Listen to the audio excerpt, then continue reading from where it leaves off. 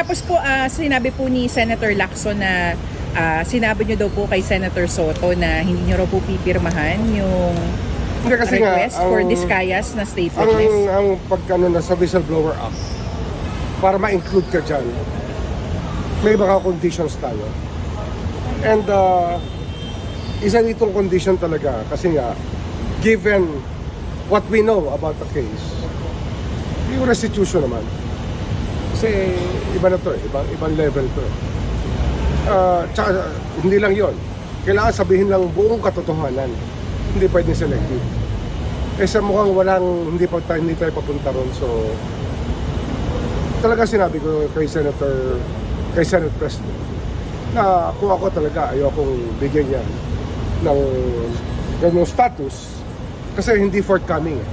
Dapat yan talaga to tell the whole truth, hindi pwedeng mamili. Dapat niya sabihin niya yung buong kasaysayan at saka yung buong katotohanan.